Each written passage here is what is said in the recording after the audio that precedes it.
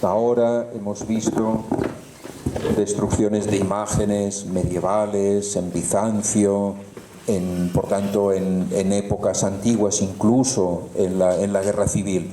Y podemos llegar a pensar que, digamos, estas destrucciones son cosas del pasado, de culturas antiguas, de culturas no civilizadas, etc. Vamos a ver algún ejemplo algo más reciente.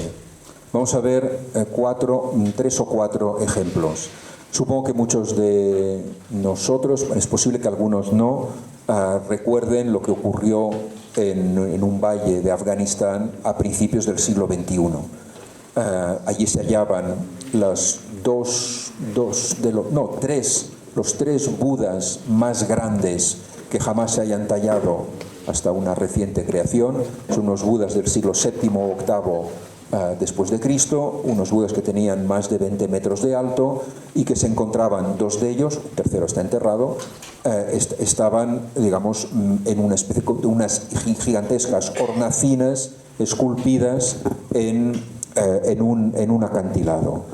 Representaban a Buda y por tanto Buda ciertamente es un ser humano, pero también es un ser humano que ha alcanzado una determinada condición y por tanto la diferencia entre Buda y una divinidad es una diferencia muy sutil y mucha gente piensa que en realidad Buda, que era un ser humano, en realidad es una divinidad.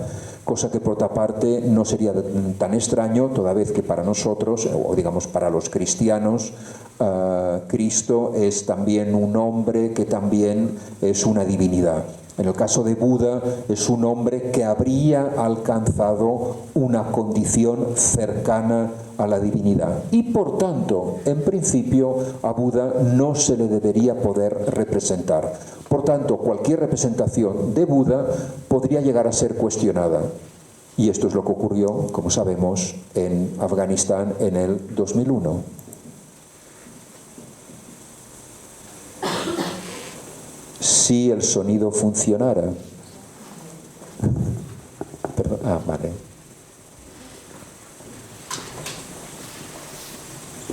Vale. Un poquito de sonido. Vale.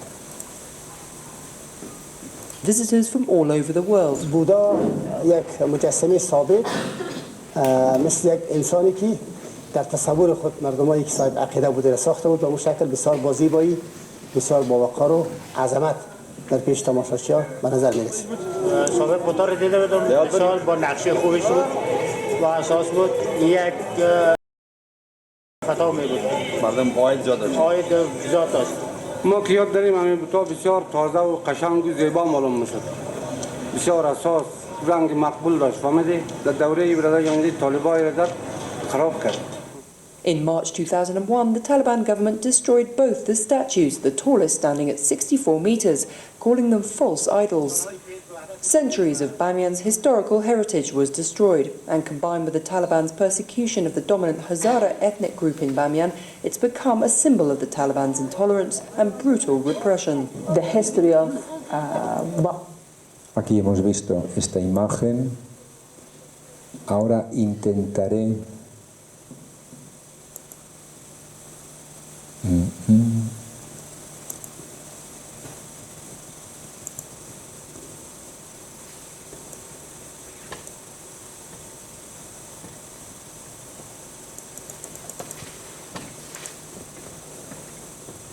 para poder proyectar desde el Chrome. Vale, perfecto. Vale, sí, vale.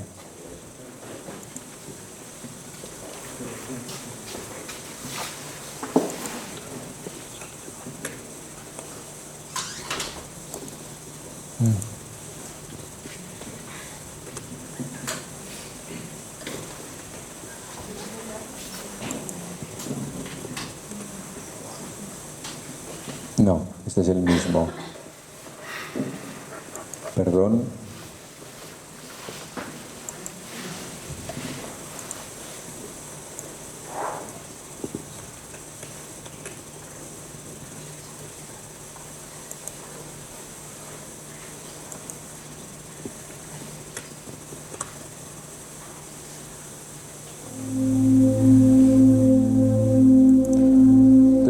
otro ejemplo curioso, bueno, curioso, no sé si es la palabra, de destrucción de imágenes que tuvo lugar hace 3 años en el norte de Irak, en el museo de Mosul.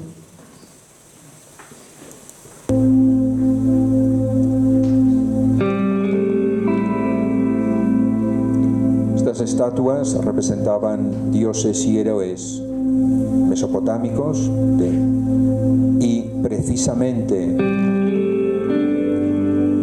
por el poder que tenían de sugerir la presencia o existencia de divinidades condenadas, por tanto, debido a que no eran percibidas como simples representaciones, sino como personificaciones de divinidades aborrecidas, necesariamente la manera de impedir que estas divinidades se manifestaran y se encarnaran ante las personas consistía evidentemente en destruir sus representaciones, por tanto sus estatuas.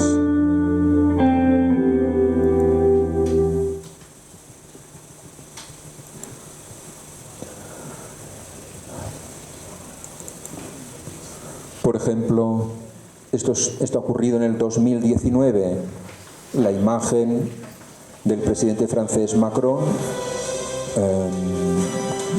colgado, la imagen del presidente Trump, esto hace muy poco, quemado. Y evidentemente, si se quema esta representación, es porque se intenta neutralizar la presencia y el poder de esta figura, y para el que esta estatua lo suple perfectamente. Es decir, que esta creencia en la animación, la animación y el poder de las imágenes no es propia de culturas antiguas, no civilizadas, etcétera, sino que es algo que todavía ocurre hoy en día, iba a decir, es prácticamente natural.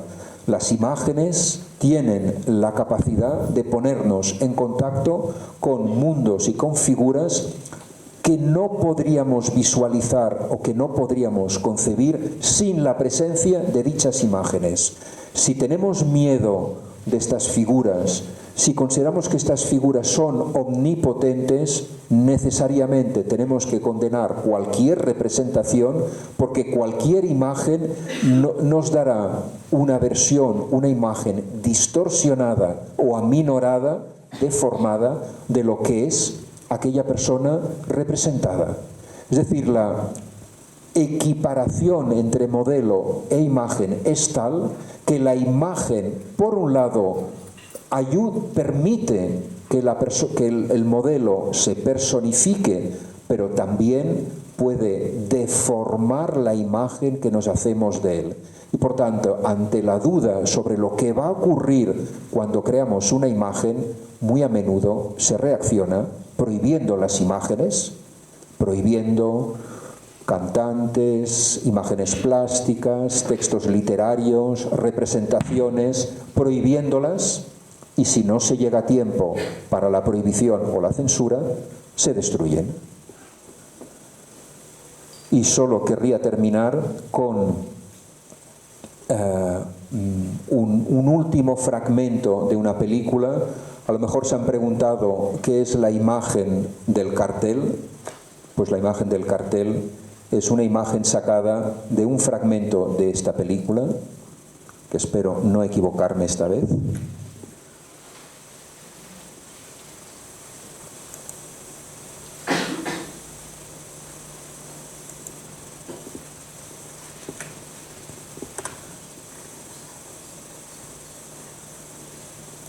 Es el célebre inicio de la película de Sergei Eisenstein de 1928 llamada Octubre, que se inicia con esta escena. La película es muda.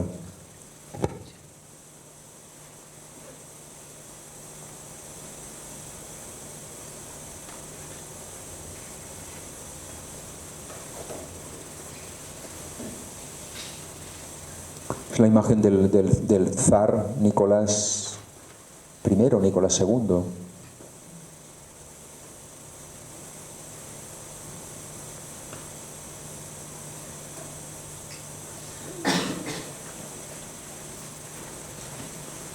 Esto no estaba previsto, es una censura de la imagen.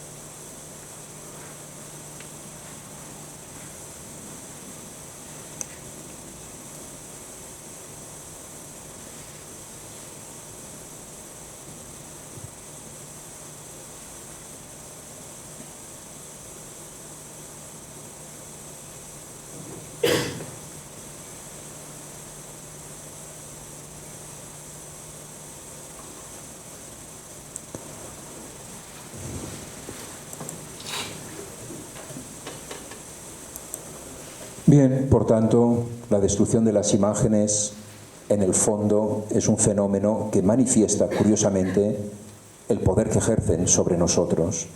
Quizás lo que podrían hacer más tarde es apagar todas las luces de la Llotja e invitar a que vayamos circulando por los pasillos llenos de esculturas a ver qué ocurre. Pues muchas gracias.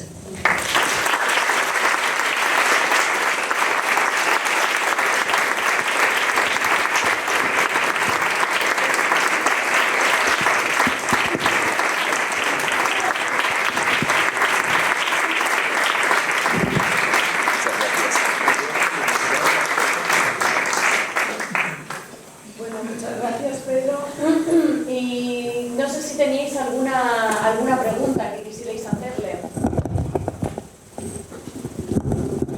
¿Sí? A ver, un segundo, Hola? No cal? Sí, però és que si no, no t'escolten a l'altra sala. Hi ha una altra sala que ja no Vale, pues sí cal. Em sap greu. Que lo de les espases del principi, sí. No pot ser que les doblessin amb la intenció de simular una inicial del seu clan o algún símbol? Muy buena lectura. Esta lectura, digamos, no se ha dado, no es en absoluto descartable que sea, por tanto, como un signo de reconocimiento de, digamos, una tribu, algo así. Podría ser. Lo único que, digamos, esta intervención en un objeto se produce solo en armas, no tanto en otro tipo de objetos. Pero también es cierto, también tengo que reconocer que en ocasiones, digamos, en las tumbas se encuentran vasijas rotas y la rotura se ve que es intencionada. Y también se encuentran a veces estatuas en que intencionadamente han sido rotas. Por tanto, claro, si esto es como un signo de reconocimiento o la expresión del miedo que pueden suscitar estos objetos, la verdad es que no se sabe. Es cierto que al no existir ningún texto no se puede, digamos, defender una única interpretación, y a lo mejor tu interpretación podría todavía completar las distintas lecturas que se han dado a esta práctica. Sí, ¿por qué no?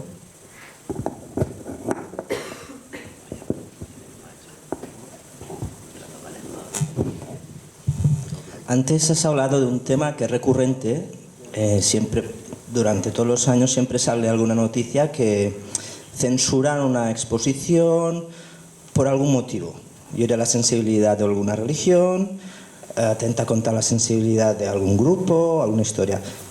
Personalmente, ¿crees que se debería censurar, sea el tema que sea, aunque sea de mal gusto, que ofenda a un grupo religioso? ¿O es una manifestación de una sociedad o de una cultura hacia algo que quiere expresar algún sentimiento, alguna emoción o un punto de vista?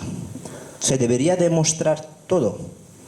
Desde luego, yo supongo que no debería mostrarse aquello que no tiene ningún interés, que es redundante, que es trivial, etc. En todo caso, pero lo que supongo que lo que manifiesta es que, digamos, la teoría que Kant enuncia en el siglo XVIII, según la cual las obras de arte existen para ser observadas desde cierta distancia y para dar que pensar, para hacernos pensar, pero sin producir un excesivo placer, etc.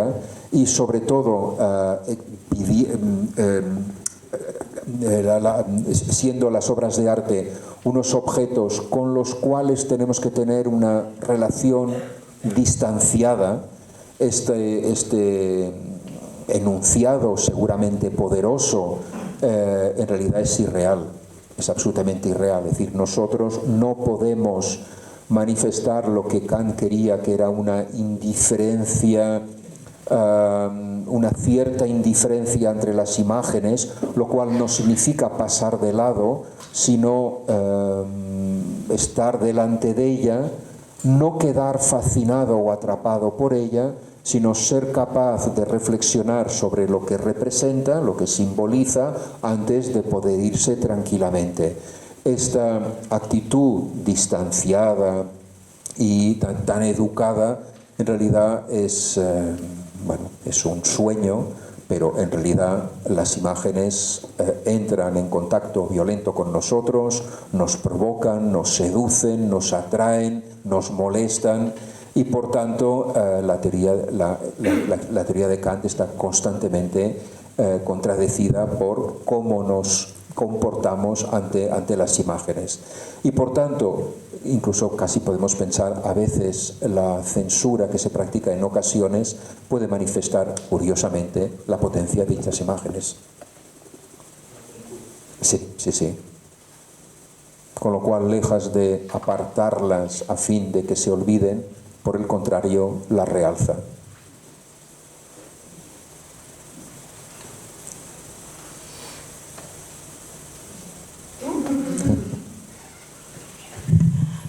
Gràcies, Pedro. M'ha interessat molt el que has comentat de la diferència entre art i artesania abans del segle XVIII, que habitualment tothom l'entén com purament utilitària, i com li dones el tomb i planteges aquest interès màgic al voltant. De manera que diríem que en tot l'art que coneixem, la seva sensibilitat sempre és aquesta comunicació o aquesta voluntat de comunicació entre l'invisible i el visible, ¿no? Sí, exactamente. Es decir, es verdad que al menos los que tenemos muy pocos conocimientos de artesanía como yo, siempre pensamos que un producto artesano es un producto que es el fruto de un buen hacer, que responde a una función, un encargo determinado, y ya está. Normalmente no ha sido así, ni todavía es así en muchas culturas. Es decir, el artesano no es alguien que no ha logrado ser un artista, como a veces se llega a pensar, sino por el contrario, no hay diferencia entre artistas y artesanos, esa diferencia que se establece en Occidente. Todos ellos son unas personas que tienen unas capacidades de producir unos objetos que permiten entrar en contacto con fuerzas sobrenaturales. Y por tanto, esto implica que estos personajes, por un lado, son fundamentales, son esenciales. Es decir, hay culturas donde si los instrumentos de metal, los apeos agrícolas, etcétera, son eficaces, es porque han sido realizados de un determinado modo, y es precisamente la energía que contienen la que permite abrir la tierra, y no tanto el filo el filo, el hecho de que estén perfectamente afiladas. Pero también es cierto que estas personas que logran estos productos también a veces son personas temibles, porque evidentemente están en contacto con unas fuerzas que pueden ir en contra de las comunidades a las que pertenecen. Evidentemente en muchas tradiciones se ha intentado explicar cómo constructores o arquitectos lograban prodigios como catedrales de 120 metros de alto, puentes que sorteaban, gargantas o ríos muy anchos, etc. ¿Cómo era posible realizar este tipo de artefactos? Y ¿qué se pensaba? Bueno, pues evidentemente els ponts del diable son fruto de unos artesanos que han recibido la ayuda del diablo, y las flechas de las catedrales son construcciones que han sido realizadas en realidad con la ayuda de los ángeles o de los demonios. Y por tanto, esto implica que se piensa que estas personas están en contacto con unos poderes sobrenaturales que les permiten realizar unos objetos que evidentemente van mucho más allá de suplir o de atender a una función determinada. Y es posible que en Occidente se haya perdido esta creencia, pero de todos modos hay artesanos en Sicilia, en Grecia o en Turquía que todavía suscitan este tipo de impresiones. Y desde luego en Siria, antes de la guerra civil, muchos de estos artesanos eran plenamente reconocidos como unas personas capaces de producir unos objetos que servían a la vida del ser humano y que por tanto creaban unos productos que iban más allá de la simple función para la que en principio habían sido concebidos. Es decir, una familia, una comunidad depositaba unas determinadas esperanzas en la existencia y posición de estos objetos, cuya desaparición, por el contrario, podía causar graves problemas. Ojalá, supongo que estas creencias más o menos van desapareciendo, pero relativamente. Es decir, nuestra reacción ante una imagen, etcétera, muestra que estas consideraciones semi-mágicas todavía imperan en nosotros y seguramente imperarán. Es más, el día que dejen de imperar ya no hará falta hacer arte.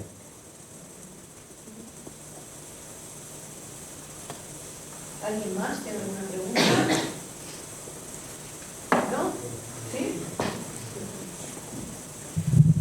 Bueno, hace poco oí una noticia que decía que el Ayuntamiento de Barcelona había decidido retirar unas pinturas porque fueron hechas en la época de Primo de Rivera.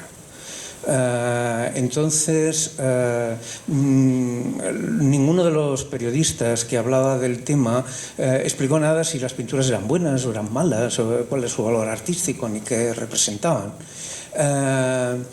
La pregunta es, ¿existe la posibilidad hoy en día de seguir sintiéndose moderno, digamos, en el sentido de Kant? ¿No era una esperanza?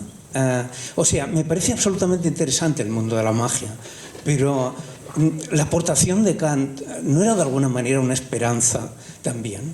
Desde luego,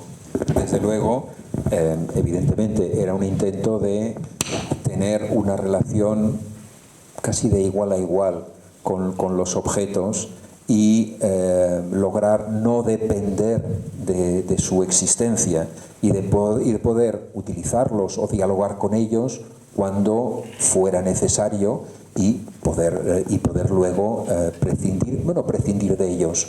No relacionarnos constantemente con ellos, como ocurre en una relación civilizada, por ejemplo, entre amigos, en que no te llamas constantemente, sino de tanto en tanto estableces una conexión. Y en cuanto, digamos, la necesidad de conectar ha sido satisfecha, puede existir un tiempo de silencio e incluso de olvido, y no implica que nadie vaya a desaparecer. Por tanto, la existencia de un vínculo ocasional en la que dos figuras, un ente y un ser, dialogan de igual a igual, es un poco lo que intentó Kant, y evidentemente intentando que el objeto no domine el sujeto, pero seguramente este intento fantástico no ha fracasado. Es decir, la teoría kantiana es una teoría hermosísima,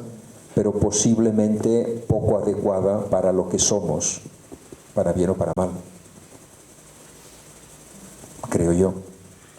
Evidentemente, retirar pinturas porque han sido pintadas en época de Primo de Rivera seguramente implicará retirar la mayor parte del arte de vanguardia hecho en España en los años 20. Si estamos dispuestos a esto, retiremos todas las pinturas y esculturas.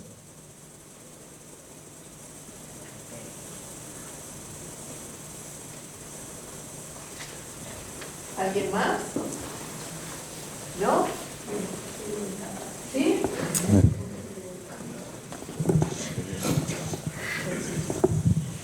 De alguna manera nos está sugiriendo que nosotros somos los que tenemos el control de la llave, de los valores simbólicos que asociamos a los objetos, y que todo depende de una capacidad cultural, intelectual, de una formación, en definitiva. Yo creo que, digamos, el valor del objeto depende tanto de la persona que lo ha creado y que por tanto le otorga una serie de valores, como de todos aquellos que se relacionan con los objetos. Es decir, por tanto, de todas aquellas personas que los contemplan, los usan, los admiran, etc. Es decir, en realidad la importancia de un objeto viene determinada por la manera como este objeto entra en relación con los seres humanos, y por tanto entra en relación tanto con quien lo produce como con quien lo necesita y utiliza. Ahora, eso sí, digamos, también se sostiene que los objetos tienen la capacidad de imponer su presencia, digamos, ¿no? Incluso, pues bueno, hay teorías que explican que en realidad cualquier obra de arte escoge con quién se relaciona.